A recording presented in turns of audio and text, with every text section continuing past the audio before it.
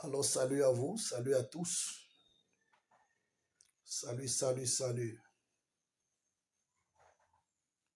Oui, je suis Dieudonné Fongan. Pour ceux qui ne me connaissent pas, le pasteur des églises du village. Le missionnaire du village. Ok. J'ai fait cette vidéo tout simplement pour donner mon point de vue.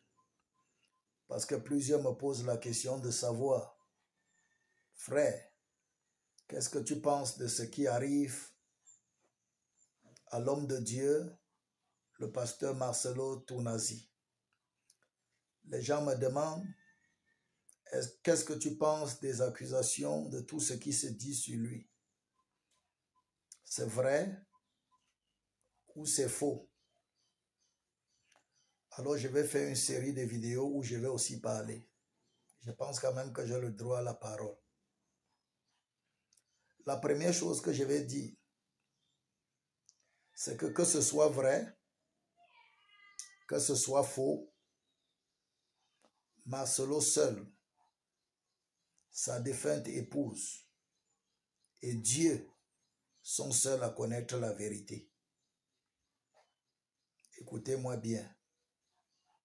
Le pasteur Marcelo seul, sa défunte épouse et Dieu sont les seuls à connaître la vérité.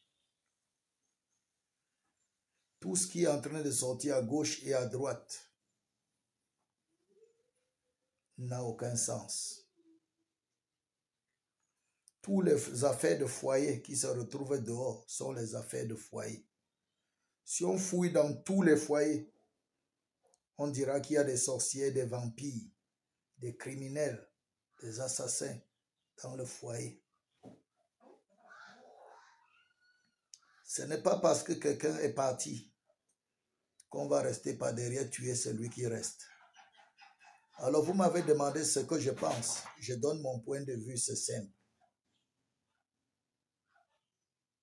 C'est que le pasteur Marcelo Tounasi, aujourd'hui à mon humble avis, est en train de souffrir de beaucoup de choses.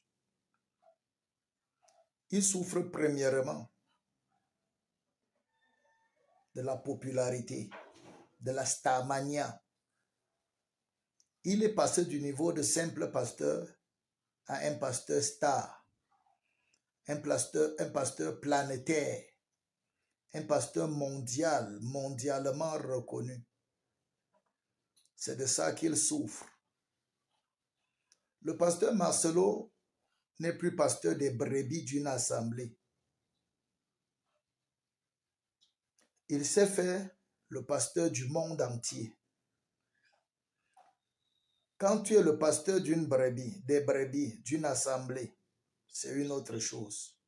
Quand tu es le pasteur du monde, c'est-à-dire le pasteur des chrétiens, de ceux qui croient en Jésus, de ceux qui ne croient pas en Jésus, le pasteur de ceux qui connaissent Jésus et de ceux qui ne connaissent pas Jésus, le pasteur des athées, le pasteur des croyants, le pasteur de tout le monde, des non-croyants, le pasteur même de ceux, des apostats, le pasteur des animistes, le pasteur de tout le monde. Mon frère, prépare-toi que ta popularité peut t'amener les problèmes. Le pasteur Marcelo souffre de popularité, pour ne pas dire de populisme. Parce que sur les réseaux sociaux, partout dans le monde entier, tous ceux qui sont en train de pleurer et qui se réclament même être ces chrétiens ne sont pas ces chrétiens, ne sont pas les chrétiens de la compassion, ne sont pas les chrétiens de son église, ne le connaissent même pas, ne connaissent même pas ce qu'il enseigne, ce qu'il prêche, ne connaissent même pas qui est Christ.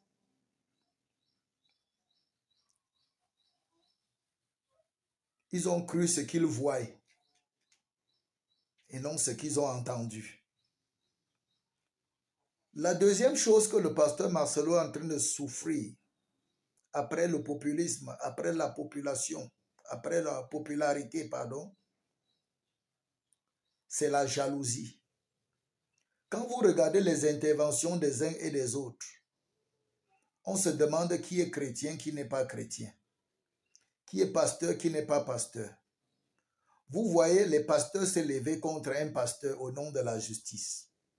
Vous voyez les prophètes se lever contre le pasteur Marcelo au nom de la justice. Vous voyez certains qui se réclament les prophétesses se lever contre le pasteur au nom de la justice. Vous voyez ceux qui se disent les athées se lever contre le pasteur. Vous voyez ceux qui se disent les non-croyants se lever contre le pasteur. Vous voyez ceux qui se disent les apostats. Les autres disent même que nous sommes les apostats, que j'ai apostasié. D'autres disent qu'ils sont les animistes. Ils se lèvent contre le pasteur. Le pasteur Marcelo souffre de jalousie. De la part de qui? De la part des faux frères, de la part des faux hommes de Dieu, de la part des faux serviteurs de Dieu. Pourquoi je dis cela? Si vous êtes des hommes de Dieu, n'oubliez pas que vous êtes des frères. Et la Bible dit que les affaires de frères se jugent entre frères.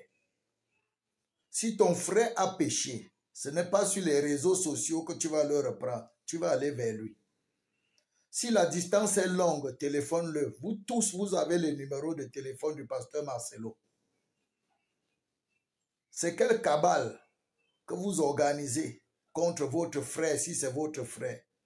Moi, cette situation qui arrive me permet de voir tout simplement les faux frères, les faux serviteurs de Dieu, les faux hommes de Dieu, les fausses prophétesses qui rejoignent le camp de ceux qu'on appelle les incirconcis, les non-croyants, les mécréants, les inconvertis, pour lancer les pierres sur leurs propres frères. On est où là? La Bible dit qu'une maison divisée contre elle-même, sa ruine est soudaine. Tous les pasteurs qui sont de l'autre côté, pour combattre le pasteur Marcelo de ce côté, je mets un point d'interrogation sur eux. C'est mon point de vue. C'est mon point de vue. D'ailleurs, je ne suis rien. Je ne juge personne. Je dis, je mets le point d'interrogation sur eux. Je ne juge personne. Je ne critique personne. J'ai l'œil d'un observateur. Vous m'avez posé la question, je réponds. Je mets un point d'interrogation sur eux. Tous ceux qui sont de l'autre côté pour attaquer le pasteur Marcelo et qui disent qu'ils sont les prophètes, ils sont les pasteurs, ils se sont mis en position d'adversaire. Si le pasteur Marcelo Tounazi, l'apôtre Marcelo Tounazi, a fait une faute, les frères, les sœurs, ses frères, ses sœurs, les hommes de Dieu comme lui doivent s'approcher de lui et le reprendre dans l'amour. Si vous voulez connaître les choses concernant le décès de sa défunte épouse, approchez-vous tout simplement de lui et posez-lui les questions. S'il ne vous répond pas, c'est de son droit. C'est de son droit. Approchez-vous de lui. S'il ne vous répond pas, c'est de son droit. Ne creusez pas les profondeurs de Satan. Laissez les ennemis de Dieu attaquer le pasteur Marcelo Tounazi. Laissez les jaloux. Parce que la troisième chose qu'il souffre, c'est la jalousie des gens. C'est l'aigreur des gens. Le monde en est ainsi fait. Quand le monde voit une personne élevée, le monde fait tout pour le rabaisser, pour le détruire, pour le tuer.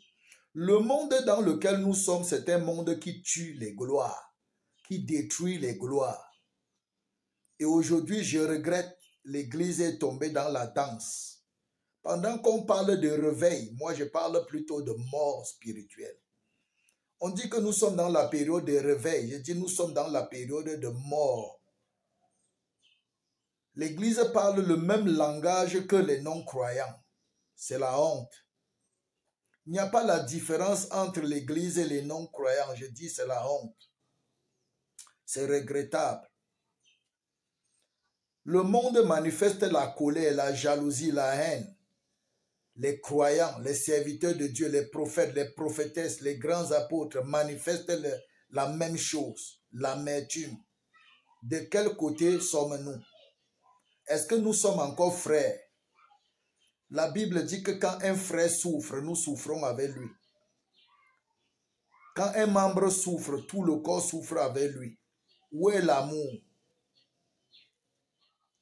Pourquoi c'est sur les réseaux sociaux que nous allons venir condamner notre frère? Pourquoi nous allons nous ranger en bataille avec les ennemis de l'évangile pour détruire l'œuvre de Dieu? C'est de ça que Marcelo souffre. Marcelo souffre de sa popularité. L'apôtre Marcelo souffre de sa popularité. L'apôtre Marcelo Tounasi souffre de sa popularité. Il souffre de l'aigreur, de la convoitise des autres serviteurs de Dieu, de l'envie démesurée, non atteinte des autres serviteurs de Dieu, les aigris, l'aigreur des autres, de ceux qui se disent serviteurs de Dieu et qui ne le sont pas. Ceux qui ne savent pas que nul ne reçoit que ce qui lui a été donné d'en haut. Les amis, vous avez demandé mon point de vue. Laissez-moi vous parler. Ce que je pense. Je ne juge personne. Je ne condamne personne. J'interpelle tout simplement, même comme je n'ai pas le pouvoir de le faire, tous les frères, toutes les sœurs, tous les bien-aimés, tous les prophètes, les prophétesses, les apôtres, à ne pas se verser dans ce genre de distraction, dans ce genre d'œuvre diabolique. Avoir un peu de retenue, un peu de réserve, s'il vous plaît. Si quelqu'un veut savoir ce qui se passe ou ce qui s'est passé, approchez le pasteur Marcelo Tounasi, approchez l'apôtre, appelez-le dans l'amour. Et n'oubliez pas, 1 Corinthiens 13 dit que l'amour ne soupçonne point le mal. L'amour ne soupçonne point le mal. L'amour n'envie point. Les amis, approchez-le. Arrêtez les réseaux sociaux. Arrêtez de pécher. Arrêtez de mentir. Arrêtez d'avancer des choses sans preuve. Arrêtez de manifester la colère. Arrêtez d'enligner les fausses prophéties. Arrêtez les déclarations exagérées. Arrêtez de vous joindre au camp de l'adversaire pour détruire l'œuvre de Dieu. Marcelo souffre quoi aujourd'hui? Marcelo souffre le fait qu'il a persévéré, il a enduré, le fait qu'il est un combattant. L'ennemi attendait seulement l'occasion, la moindre étincelle pour abattre l'apôtre. Et ça se passe aux yeux et aux yeux des bien-aimés dans le monde entier, des frères dans la sainte foi, qui d'ailleurs participent. Où est l'Église? Où est l'amour? Où est la compassion? Où est la solidarité? Où est la fraternité? Les amis bien-aimés, vous m'avez posé une question, laissez-moi parler. Vous m'avez demandé mon droit de répondre, laissez-moi parler. N'oubliez pas, je ne suis rien. Je suis un serviteur de Dieu, humble, simple. Je suis le pasteur des églises du village. Je n'ai pas d'ordre à vous donner, je n'ai pas de conseil à vous donner, je n'ai pas de reproche à vous faire. Je n'ai pas de jugement à vous apporter. J'apporte simplement mon point de vue. Le pasteur Marcelo aujourd'hui souffre de la jalousie. La jalousie, de la méchanceté des gens. C'est de ça qu'il souffre. De la cupidité des gens, des hommes. Le pasteur Marcelo est une victime. Personne n'ira dans le foyer de qui que ce soit lui poser les questions sur tout ce qui arrive. Personne. Mais tout le monde s'acharne derrière le pasteur Marcelo Tounasi. Certains qui disent qu'il a dit qu'il était parti avec sa femme. D'autres qui confirment qu'il n'est pas parti avec sa femme. Qu'on l'a trouvé dans l'avion un mardi, il était en train de voyager. Que sûrement même sa femme était déjà partie. Certains qui disent des choses qu'il était là-bas avec sa femme, c'est lui qui a tout organisé. D'autres qui confirment que non, il a voyagé avec moi, il était là-bas. Ça va dans tous les sens. Ça va dans tous les sens. Ça n'a ni tête ni queue. S'il vous plaît, laissez cette affaire à Marcelo et sa belle famille. Ils vont s'arranger, ils vont s'entendre. Sortez dans les problèmes, les frères, les amis, sortez. Laissez ceux qui veulent parler, parler. Laissez ceux qui aiment voir les autres souffrir, parler. Laissez les méchants parler. Laissez les aigris parler. Laissez les gens passer leur colère, leur haine qu'ils avaient depuis longtemps contre le pasteur Marcelo. Si quelqu'un a un minimum de crainte de Dieu, de respect de Dieu, en un temps comme celui-ci, il ferme sa bouche. Je ne donne pas les conseils, je donne mon avis. Les amis, soyons sages. Les jours sont mauvais. Ce qui se passe aujourd'hui dans la vie du pasteur Marcelo, demain peut se passer dans ta vie. Même si ce n'est pas à l'échelle planétaire comme c'est dans sa vie, ça peut être à l'échelle familiale. Tu seras victime de fausses accusations. Celui qui crache en l'air, ça va retomber sur sa face. Le pasteur Marcelo seul, sa défunte épouse et Dieu connaissent la vérité. Peut-être encore même certains de ses enfants connaissent la vérité. Et j'aimerais dire quelque chose. Vous pensez que vous aimez la défunte épouse de Marcelo. Vous mentez. Vous faites erreur. Si vous aimez cette femme, arrêtez de faire tout ce que vous êtes en train de faire au nom de ses enfants. Ces enfants sont en train de souffrir, sûrement dans les établissements, à cause de ce que vous êtes en train de raconter. Vous êtes en train de détruire plutôt les enfants de celles que vous prétendez aimer. Pour l'amour de ces enfants, s'il vous plaît, si je vais vous donner un conseil, pour l'amour de ces enfants, si vous êtes des papas, des mamans, des mères de famille, ayez pitié des enfants que maman Blanche a laissés. S'il vous plaît, je vous en supplie. Les frères,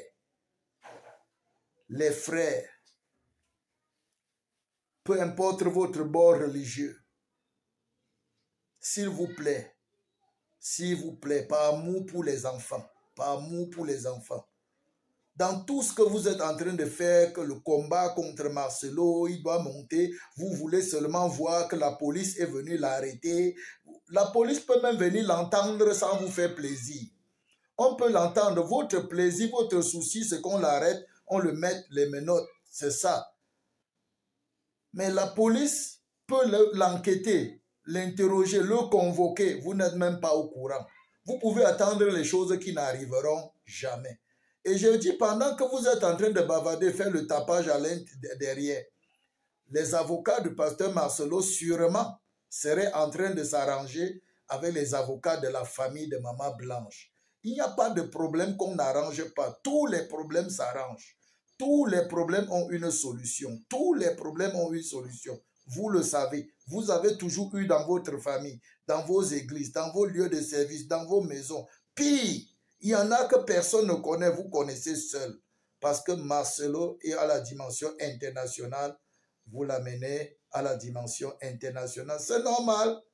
C'est normal. Il a décidé d'être un homme du monde.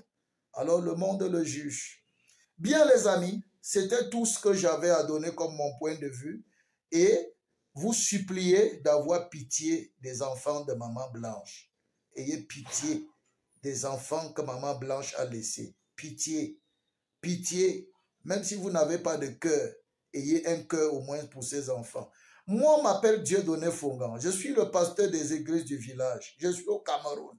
Je suis tranquillement tranquille dans mon coin. Et je vous suis. En attendant, je prie pour vous, que Dieu vous fasse grâce. Je prie pour le pasteur, l'apôtre Marcelo. Je prie pour ses enfants. Je prie pour tous ses adversaires, pour tous ses ennemis. Je prie pour tous ses amis. Vraiment, que la grâce de Dieu vous soutienne et que Dieu m'aide, que Dieu me garde.